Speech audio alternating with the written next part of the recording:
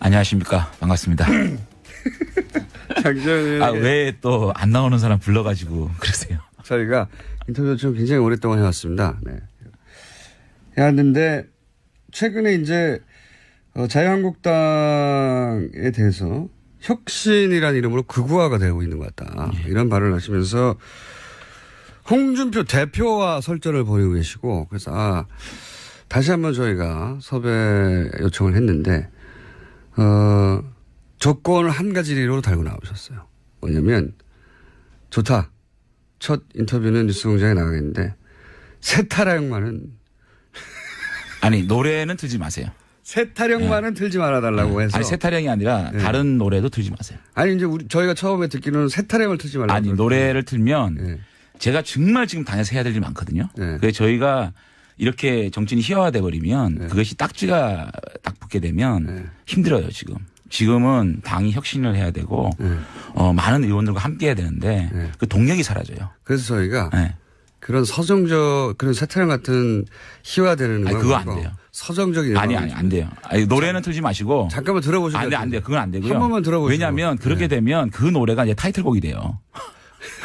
타이틀곡이 되면 그 노래에 따라서 제가 희화화되는 정치인이 되기 때문에 지금 당에 굉장히 지금 중요한 노선 문제가 있거든요.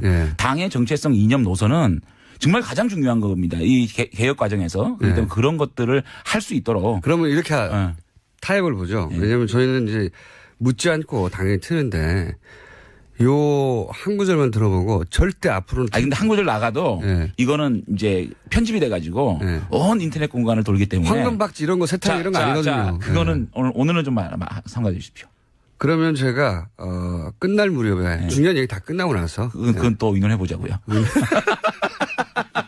아니 저희도 심혈을 기울여서 준비한 그 등장 음악이기 때문에 이게 세타령이나 또는 뭐 황금박쥐처럼 경박하고 이런 게 아니거든요. 어쨌든 제가 지금 전개되는 서정적이고 가슴에 와닿고 촉촉해지는 음악인데. 어쨌든 저의 각오를 좀 먼저 밝히면요. 잠깐만요. 그 전에 각오 전에 탈당을 결정적으로. 왜냐하면 저희는 탈당 마지막 순간까지도 마지막 순간까지도 이게 아니다. 이게 다시 되돌아가야 할지 모른다는 고민을 하셨다는 걸 알고 있어요. 그렇습니다. 네.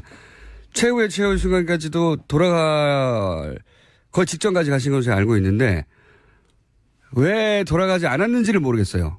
왜냐하면 그때부터는 연락이 끊겼기 때문에. 왜. 근데 이제 제가 자유한국당으로 다시 가고 또 간 상황에서 다시 고민한 지점 그런 지점들을 지금 또 얘기하는 건 좀 부적절하다고 보고요. 그래도 얘기 한번 어쨌든 간에 한번 제가 지금까지 저의 결정 그 자유한국당으로 복당한 결정에 대해서 지금까지 전개되는 상황을 보게 되면 제 정치 인생뿐만 아니고 제 삶 전체에서 가장 잘못된 결정을 했다라고 생각을 합니다. 자유한국당에 들어간 것이? 그렇습니다. 지금까지는 그래요. 지금까지는 그런데 다만 후회하는 정도가 아니라 그렇습니다. 정치 인생 전체에서 그렇습니다. 정치를 떠나서 인생 전체에서 오점이라고 생각을 해요. 잘못된 결정이었다고. 그런데 근데 마지막 순간에 왜 그렇게 했는지는 나중에 제가 다시 여쭤볼게요. 그런데 그러한 결정이 보수 대통합이라든지 또는 보수 개혁이라는 결론을 도출한다면 다행이고요. 결과적으로 다행이고요. 그것이 안 된다 그러면 저는 그 결정에 대한 정치적 저는 책임을 질 겁니다. 그런 각오로 있습니다. 그런 얘기는 이제 국회의원 그만하고. 글쎄 이제 그거에 대해서는 안철수 대표도 대충 얘기했는데 저는 이게 더 수위가 높지 않나요? 어쨌든 우리 지역 주민들한테 피해가지 않는 방향에서 불출마합니까? 만약에 보수 대통합 혹은 이 보수가 잘못된 방향으로 가고 있다라는 확신이 들면 저는 정치적 결단을 할 겁니다. 그러니까 바른정당과 어떤 형식으로도 대통합을 이뤄내지 못하거나 도통합이든 소통합이든 간에 이뤄내지 못하거나 보수가 통합을 해서 함께 간 기반을 마련하고 또 보수가 합리적 보수 또 개혁적 보수의 모습으로 일정 부분 전혀 가망성이 없다. 내 결정은 정말 그야말로 이거는 참혹한 결정이었다고 결심이 드는 순간 그것이 시기에 관계없이 저는 정치적 결단을 할 것이고 그것은 단 우리 지역 주민 저를 무소속으로 뽑아준 우리 지역 주민한테 피해를 안 줘야 된다. 그 사이에서 제가 정치적 결단을 할 것이고 피해를 안 줘야 된다는 그런 제가 목적 그 어떤 결심을 가지고 결기를 가지고 임하고 있다는 말씀을 드립니다. 구체적으로는 불출마를 할 수도 있다는 얘기인가요? 그래서 그거까지는 어떤 방식이 될지 그 책임이 어떤 방식이 될지는 네. 안철수 대표도 대충 뭉개고 갔는데 이 정도 안철수 얘기하면 대표는 이제 내려놓을 대표도 없고 사퇴할 의원직도 없잖아요.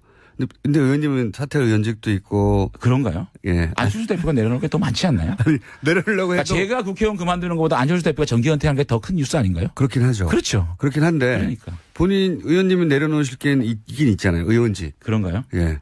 근데 그렇게 무책임하게 내려놓으면 지역 주민들을 대신할 수 있는 어떤 이런 게 없기 때문에 그 민의는 또 받들어야 되니까 고민하겠습니다.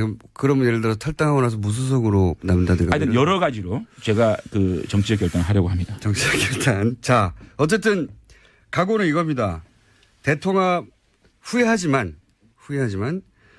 이미 벌어진 일이고 그렇다면 이 상황에서 내가 바른정당과 자유한국당의 어떤 방식으로든 보수가 통합하는 길을 열거나 아니면 자유한국당이 이 길로 가는 건 아닌데 내 힘으로 막을 수 없다는 게 확인되거나 그러면 정치적 결단을 하겠다.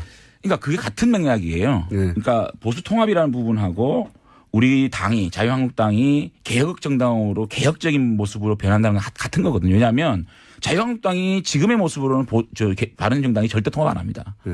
그러니까 자유한국당이 먼저 바른정당이 흔쾌히 함께할 수 있도록 하는 게 우선이잖아요. 그렇게 되면 저는 풀리고 저는 그런 바탕을 만든 결정이었다면 제가 정치를 더 할 수 있겠지만 이런 상황으로 가가지고 제가 지금까지 해왔던 노선, 지금까지 보여줬던 국민들에 대한 모습들하고 전면 부정되는 거기 때문에 제가 스스로 정치 결단을 안 하더라도 저는 선거에서 심판받겠죠.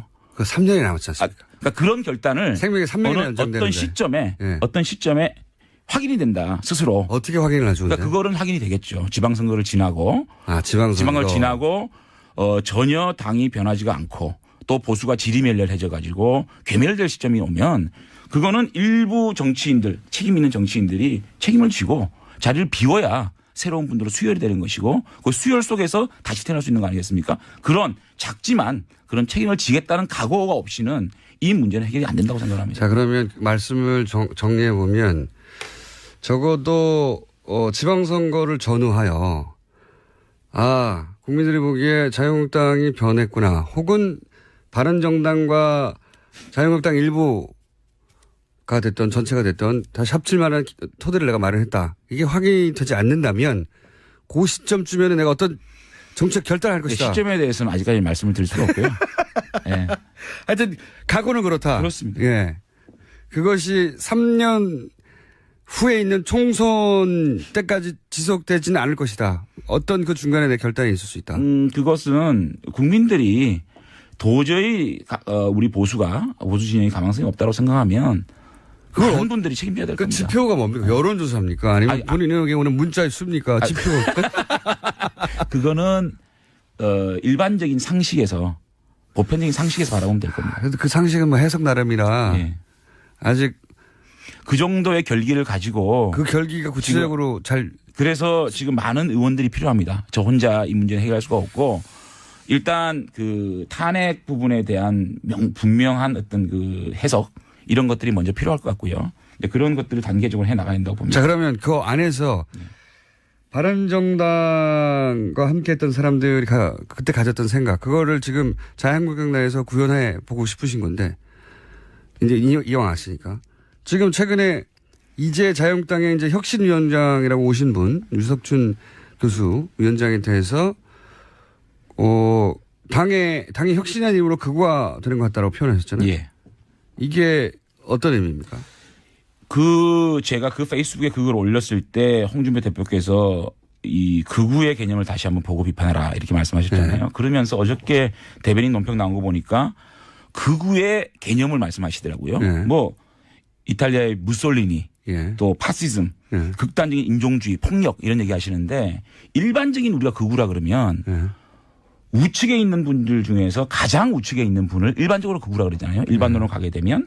그럼 현대사회에서 폭력이 있을 수가 있나요? 감옥에 가야죠. 그렇기 때문에 노선이 가장 오른쪽에 있는 사람을 극우라 보면 그게 전체주의고 국가주의고 안보 측면에서 좀 강경 노선, 강연 일변도 이런 분들을 극우라 그러잖아요.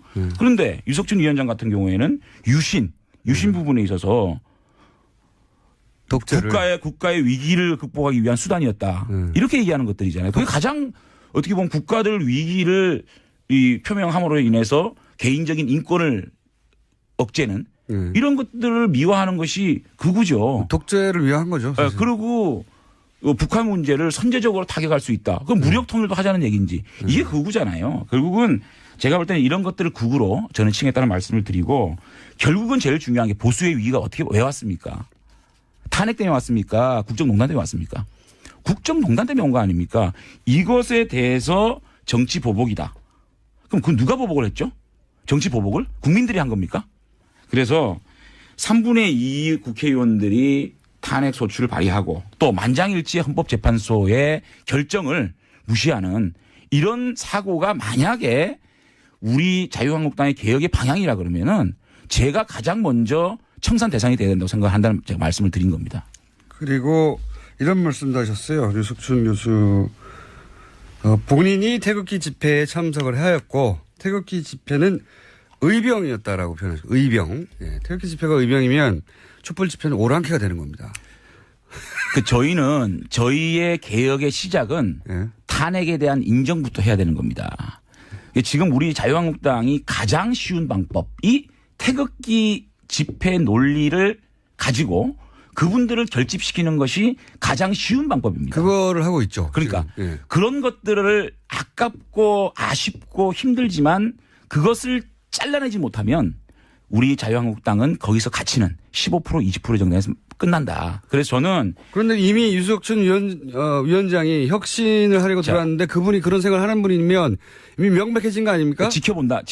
보겠다는 거는 네. 앞으로 혁신위원회 임명 그리고 자신의 그러한 사상이나 노선 이념을 자신의 개인적인 생각이라고 말씀하셨거든요. 그렇기 때문에 개인의 이념이나 사상이나 역사인식을 당의 당헌 당규나 정강정책에 반영되면 안 된다는 게 제 주장이고요. 혁신위원회 임명과 혁신의 하는 과정을 지켜보겠다는 것이고요.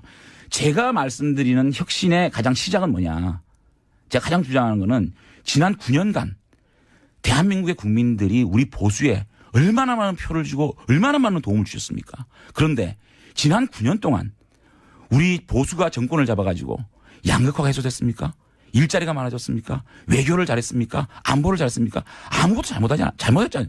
그렇기 때문에 국민들은 정권을 바꾼 겁니다. 이 민심을 철저하게 9년간 우리가 정책적으로 정치적으로 또 권력을 운영하는 데 있어서 뭘 잘못했는지 먼저 이것을 백서로 만들어서 국민 앞에 반성하는 것이 먼저다. 그거를 실천하지 않고 우리 9년간 보수 정권이 국민 앞에 잘못한 것 이거 자복하고 반성하고 그거를 낱낱이 우리가 그거를 국민한테 보고하지 않으면 혁신의 시작이 되지 않는다. 저는 이렇게 주장하는 겁니다. 그런데 개인적인 생각이라고 했지만 개인적인 생각과 다른 일을 하라고 어떤 분을 모셔오지는 않잖아요. 다만 이미 시작된 거 아닌가요? 물론 예. 그래서 제가 우려를 표한 거고요. 네. 가장 중요한 게 역사인식, 유신이라든지 대북 문제라든지 이런 걸 바라보는 인식과 또 가장 중요한 탄핵.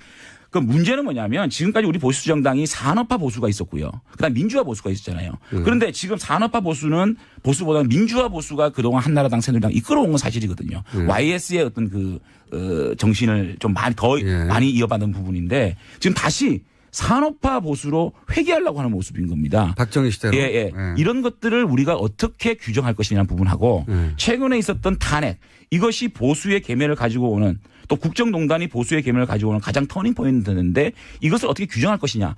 이것이 가장 중요한 포인트거든요. 자, 위원장이 이렇게 임명된 거에 대해서 제가 강한 입장표명을 했습니다. 자, 그럼 앞으로 혁신위원들이 어떻게 구성될 것이냐 또 혁신위가 어떻게 구성될 것이냐 그런 것들을 어떤 결정을 할 것이냐. 의원총회에서 얘기하고 만약에 유신에 대한 역사적인 판단 또 이 국정농단에 대한 역사 판단을 당이 잘못 판단한다 그러면은 그거는 노선 투쟁을 할 수밖에 없는 상황 아니겠습니까?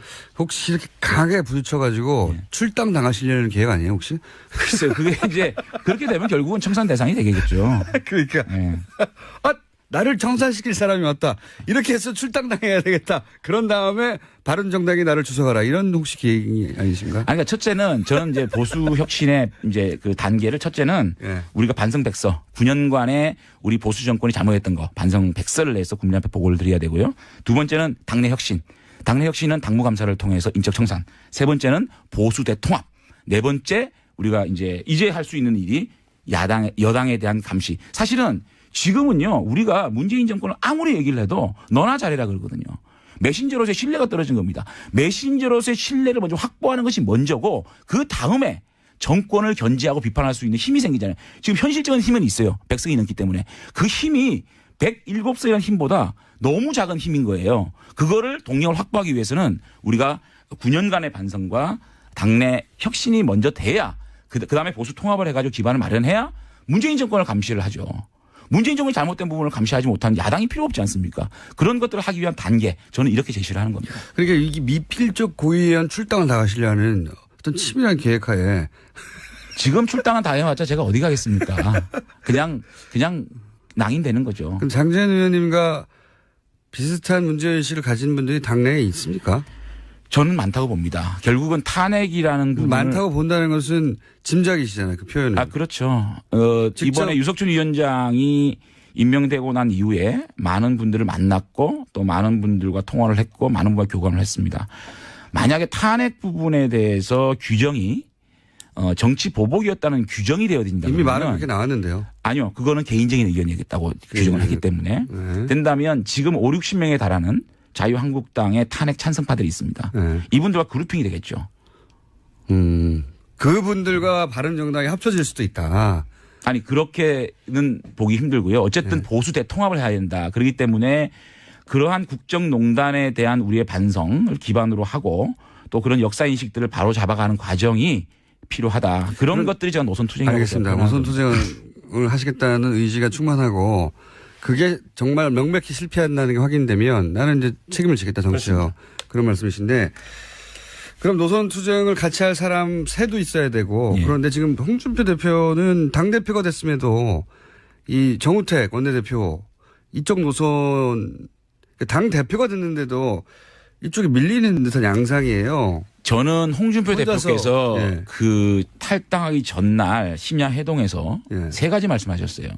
첫째는 자신이 하고자 하는 정부는 박근혜 정부의 2기가 아니다. 홍준표 정부다. 두 번째는 바른정당의 선수들이 다 있다.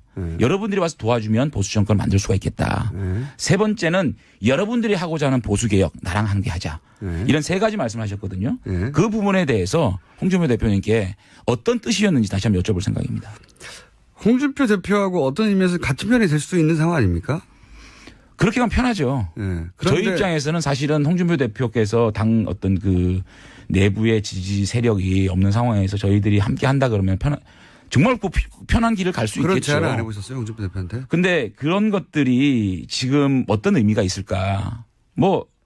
그래도 혼자 하는 것보다 당대표 손을 잡는 게 낫지 않습니까? 그래서 대표님께 지금 제가 독대를 한번 신청을 할 생각입니다. 아, 이 방송을 통해서 하시는 겁니까, 지금? 아니, 제가 여러 요소로 말씀을 드리고 있습니다. 같은 당에 있는데 그냥 쭉 들어가서 만나면 되는 거 아니에요? 그렇겠죠. 예. 그러니까 그걸 결심까지 하실 일은 아니에요. 결심은 아니고요. 어쨌든 제가 한번 터놓고 말씀드릴 기회를 가지려고 합니다. 나오신 김에 이제 앞으로 저희 방송에 자주 나와서 욕 문자도 많이 받으시고 그러면 좋겠고요. 바른정당에 남아있는 분들에게 혹시 하고 싶은 얘기는 없으세요? 일단은 그렇게 황영철 선배한테 제가 여러 번 말씀을 드렸어요. 내가 형님하고 같이 돌아가지 못해서 미안하고 또 형님이 외롭게 돌아가는 데 대해서 참 가슴이 아프다라는 말씀을 드렸고 어쨌든 제가 바른정당과 함께 할 수 있는 그런 마중물 역할을 제가 하겠습니다. 형님은 거기서. 왜 못 돌아가신 거예요? 거의 돌아가실 뻔 했잖아요. 예.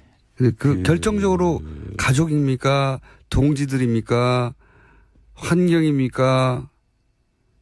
뭡니까? 카테고리가? 결정적으로 못 돌아가요. 제가 사실은 이제 탈당 기자회견하고 한 밤에 문자를 받았어요. 문자를 받았는데 고등학생인지 의원님을 정말 좋아했는데 실망이다 실망이다 그런 여러 가지 문자를 받고 영철이한테 전화를 했어요. 황영철 선배한테. 형님 우리는 아니지 않느냐. 우리가 이렇게 국민들한테 실망을 드리고 어떻게 정치를 하겠냐. 나도 그렇게 생각한다. 내일 자기는 기자회견 하겠다. 그래놓고 본인은 왜 다시 갔냐고요. 아니 그래서 이제 그거는 제가 좀 이따 말씀을 드릴게요. 언제요? 예, 제가 다음 주요? 또 나오라고요? 네. 아니 이제 기왕 이 길로 들어섰는데 제가 보기에는 기록을 깰 수 있지 않을까 다시 김성태 의원이 세웠던 기록이 있는데 그것만큼은 안 돼도 어쨌든 지금 막 옵니까? 이게 예상보다 적게 와요. 네. 지금 굉장히 잘하셨다는 거죠. 아, 그래요? 예. 아니, 근데 저는, 제가 정직하게 얘기를 해서 이렇게 사랑을 받고 있는 정치인인지 몰랐어요. 아, 정말 제가 이거 오바가 아니고요. 저는 사실은 솔직히 말하면 제일 먼저 김성태 선배가 욕을 제일 많이 먹을 줄 알았고, 예. 그 다음에는 권성동 의원인 줄 알았는데, 실검이 제가 1위더라고요. 그래서 저한테 비난이 제일 많이 쏟아지더라고요. 그래서 지속되지는 않을 것이다. 어떤 그 중간에 내 결단이 있을 수 있다. 그것은 국민들이 도저히 우리 보수 진영이 가망성이 없다고 생각하면 많은 분들이 책임져야 될 그 겁니다. 지표가 뭡니까? 여론조사입니까? 아니면 본인에게 오는 문자에 씁니까? 지표. 그거는 일반적인 상식에서 보편적인 상식에서 바라보면 될 겁니다. 그래도 그 상식은 뭐 해석 나름이라 예.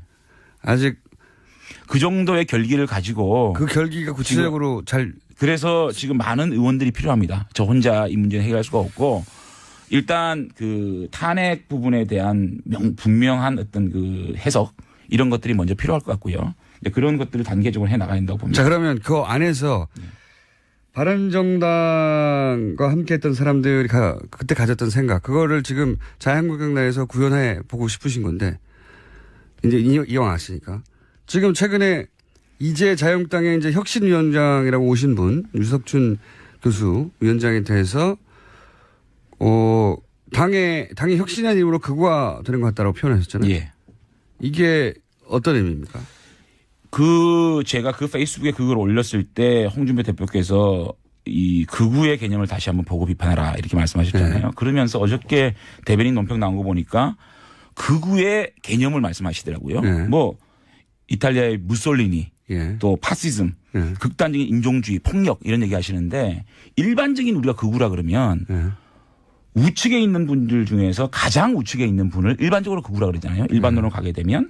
그럼 현대사회에서 폭력이 있을 수가 있나요? 감옥에 가야죠. 그렇기 때문에 노선이 가장 오른쪽에 있는 사람을 극우라 보면 그게 전체주의고 국가주의고 안보 측면에서 좀 강한 강경 노선, 강연 일변도 이런 것들, 이런 분들을 극우라 그러잖아요. 그런데 유석춘 위원장 같은 경우에는 유신 부분에 있어서 안녕하십니까. 반갑습니다. 왜 또 안 나오는 사람 불러가지고 그러세요? 저희가 인터뷰를 좀 굉장히 오랫동안 해왔습니다. 네. 해왔는데, 최근에 이제, 자유한국당에 대해서 혁신이라는 이름으로 극우화가 되고 있는 것 같다. 예. 이런 발언을 하시면서 홍준표 대표와 설전을 벌이고 계시고, 그래서, 다시 한번 저희가 섭외 요청을 했는데, 조건을 한 가지로 달고 나오셨어요. 뭐냐면, 좋다. 첫 인터뷰는 뉴스공장에 나가겠는데, 세타령만은. 아니, 노래는 틀지 마세요. 세타령만은 틀지 말아달라고 해서. 아니, 세타령이 아니라 다른 노래도 틀지 마세요. 아니, 이제 저희가 처음에 듣기로는 세타령을 틀지 말라고. 아니, 노래를 틀면 제가 정말 지금 당에서 해야 될 일이 많거든요. 그래서 저희가 이렇게 정치인이 희화화돼 버리면 그것이 딱지가 딱 붙게 되면 힘들어요, 지금. 지금은 당이 혁신을 해야 되고 많은 의원들과 함께 해야 되는데 그 동력이 사라져요. 그래서 저희가 그런 서정적 그런 세타령 같은 희화되는 아니, 그거 안 돼요. 서정적인 아니 안 돼요. 아니, 노래는 틀지 마시고 잠깐만 들어보시죠. 안 돼요. 그건 안 되고요. 한 번만 들어보시죠. 왜냐하면 그렇게 되면 그 노래가 이제 타이틀곡이 돼요. 타이틀곡이 되면 그 노래에 따라서 제가 희화화되는 정치인이 되기 때문에 지금 당에 굉장히 지금 중요한 노선 문제가 있거든요. 당의 정체성 이념 노선은 정말 가장 중요한 겁니다. 이 개혁 과정에서. 그렇기 때문에 그런 것들을 할 수 있도록. 그러면 이렇게 타협을 보죠. 왜냐하면 저희는 이제 묻지 않고 당연히 트는데 요 한 구절만 들어보고 절대 앞으로는. 아니, 근데 한 구절 나가도 이거는 이제 편집이 돼가지고 온 인터넷 공간을 돌기 때문에. 황금박쥐 이런 거 세탁 이런 거 아니거든요. 그거는 오늘은 좀 삼가해 주십시오. 그러면 제가, 끝날 무렵에 중요한 얘기 다 끝나고 나서. 그건 또 의논해 보자고요. 글쎄 이제 그거에 대해서는 안철수 대표도 대충 얘기했는데 저는 이게 더 수위가 높지 않나요? 어쨌든 우리 지역 주민들한테 피해가지 않는 방향에서. 불출마합니까? 만약에 보수 대통합 혹은 이 보수가 잘못된 방향으로 가고 있다라는 확신이 들면 저는 정치적 결단을 할 겁니다. 그러니까 바른정당과 어떤 형식으로도 대통합을 이뤄내지 못하거나 통합이든 소통합이든 간에 이뤄내지 못하거나 보수가 통합을 해서 함께 간 기반을 마련하고 또 보수가 합리적 보수 또 개혁적 보수의 모습으로 일정 부분 전혀 가망성이 없다. 내 결정은 정말 그야말로 이거는 참혹한 결정이었다고 결심이 드는 순간 그것이 시기에 관계없이 저는 정치적 결단을 할 것이고 그것은 단 우리 지역 주민 저를 무소속으로 뽑아준 우리 지역 주민한테 피해를 안 줘야 된다. 그 사이에서 제가 정치적 결단을 할 것이고 피해를 안 줘야 된다는 그런 제가 그 어떤 결심을 가지고 결기를 가지고 임하고 있다는 말씀을 드립니다. 구체적으로 그럼 불출마를 할 수도 있다는 얘기인가요? 그래서 그거까지는 어떤 방식이 될지 그 책임이 어떤 방식이 될지는 네. 안철수 대표도 대충 뭉개고 갔는데 이 정도 안철수 얘기하면 대표는 이제 내려놓을 대표도 없고 사퇴할 의원직도 없잖아요. 근데 의원님은 사퇴할 의원직도 있고 그런가요? 예. 안철수 대표가 내려놓을 게 더 많지 않나요? 아니, 내려놓으려고 그러니까 해도 제가 국회의원 그만두는 것보다 안철수 대표가 정기 은퇴하는 게 더 큰 뉴스 아닌가요? 그렇긴 하죠. 그렇죠. 그렇긴 한데 그러니까. 본인 의원님은 내려놓으실 게 있긴 있잖아요. 의원직. 그런가요? 예. 근데 그렇게 무책임하게 내려놓으면 지역 주민들을 대신할 수 있는 어떤 이런 게 없기 때문에 그 민의는 또 받들어야 되니까 고민하겠습니다. 그러면 예를 들어 탈당하고 나서 무소속으로 남다든가. 하여튼 여러 가지로 제가 그 정치적 결단을 하려고 합니다. 정치적 결단. 자, 어쨌든 각오는 이겁니다. 대통합 후회하지만 이미 벌어진 일이고 그렇다면 이 상황에서 내가 바른정당과 자유한국당의 어떤 방식으로든 보수가 통합하는 길을 열거나 아니면 자유한국당이 이 길로 가는 건 아닌데 내 힘으로 막을 수 없다는 게 확인되거나 그러면 정치적 결단을 하겠다. 그러니까 그게 같은 맥락이에요. 네. 그러니까 보수 통합이라는 부분하고 우리 당이 자유한국당이 개혁정당으로 개혁적인 모습으로 변한다는 건 같은 거거든요. 왜냐하면 자유한국당이 지금의 모습으로는 바른정당이 절대 통합 안 합니다. 네. 그러니까 자유한국당이 먼저 바른정당이 흔쾌히 함께할 수 있도록 하는 게 우선이잖아요. 그렇게 되면 저는 풀리고 저는 그런 바탕을 만든 결정이었다면 제가 정치를 더 할 수 있겠지만 이런 상황으로 가가지고 제가 지금까지 해왔던 노선, 지금까지 보여줬던 국민들에 대한 모습들하고 전면 부정되는 거기 때문에 제가 스스로 정치 결단을 안 하더라도 저는 선거에서 심판받겠죠. 그 3년이 남았지 않습니까? 그러니까 그런 결단을 생명이 3년이 연장되는데 어떤 시점에 확인이 된다 스스로. 어떻게 확인을 하죠? 그러니까 그거는 확인이 되겠죠. 지방선거를 지나고 지방을 지나고 전혀 당이 변하지가 않고 또 보수가 지리멸렬해져 가지고 괴멸될 시점이 오면 그거는 일부 정치인들 책임 있는 정치인들이 책임을 지고 자리를 비워야 새로운 분들로 수혈이 되는 것이고 그 수혈 속에서 다시 태어날 수 있는 거 아니겠습니까? 그런 작지만 그런 책임을 지겠다는 각오가 없이는 이 문제는 해결이 안 된다고 생각합니다. 자, 그러면 말씀을 정리해 보면 적어도 지방선거를 전후하여 국민들이 보기에 자유한국당이 변했구나 혹은 바른정당과 자유한국당 일부가 됐던 전체가 됐던 다시 합칠 만한 토대를 내가 마련했다. 이게 확인되지 않는다면 그 시점쯤에는 내가 어떤 정책 결단을 할 것이다. 시점에 대해서는 아직까지 말씀을 드릴 수가 없고요. 네. 하여튼 각오는 그렇다. 그렇습니다. 예. 그것이 3년 후에 있는 총선 때까지 아니 저희도 심혈을 기울여서 준비한 그 등장 음악이기 때문에 이게 세타령이나 또는 뭐 홍한마귀처럼 경박하고 이런 게 아니거든요. 어쨌든 제가 지금 전개되는 서정적이고 가슴에 와닿고 촉촉해지는 음악인데. 어쨌든 저의 각오를 좀 먼저 밝히면요. 잠깐만요. 그 전에 각오 전에 네.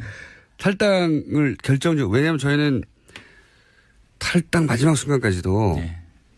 마지막 순간까지도 이게 아니다. 이게 다시 되돌아가야 할지 모른다는 고민을 하셨다는 걸 알고 있어요. 그렇습니다. 네. 최후의 순간까지도 돌아갈 거의 직전까지 가신 것을 제가 알고 있는데 왜 돌아가지 않았는지를 모르겠어요. 왜냐하면 그때부터는 연락이 끊겼기 때문에. 네. 네. 왜. 근데 이제 제가 자유한국당으로 다시 가고 또 간 상황에서 다시 고민한 지점 그런 지점들을 지금 또 얘기하는 건 좀 부적절하다고 보고요. 그래도 얘기 한번 어쨌든 간에 네. 한번 제가 지금까지 저의 결정 그 자유한국당으로 복당한 결정에 대해서 지금까지 전개되는 상황을 보게 되면 제 정치 인생뿐만 아니고 제 삶 전체에서 가장 잘못된 결정을 했다라고 생각을 합니다. 자유한국당에 들어간 것이. 그렇습니다. 지금까지는 그래요. 네, 지금까지는 그런데 다만 후회하는 정도가 아니라 그렇습니다. 정치 인생 전체에서 그렇습니다. 정치를 떠나서 인생 전체에서 5점이라고 생각을 해요. 잘못된 결정이었다고. 그런데 근데 마지막 순간에 왜 그렇게 했는지는 나중에 제가 다시 예, 여쭤볼게요. 그런데 네. 그러한 결정이 보수 대통합이라든지 또는 보수 개혁이라는 결론을 도출한다면 다행이고요. 결과적으로 다행이고요. 네. 그것이 안 된다 그러면 저는 그 결정에 대한 정치적 저는 책임을 질 겁니다. 그런 각오로 있습니다. 그런 얘기는 이제 국회의원 그만하고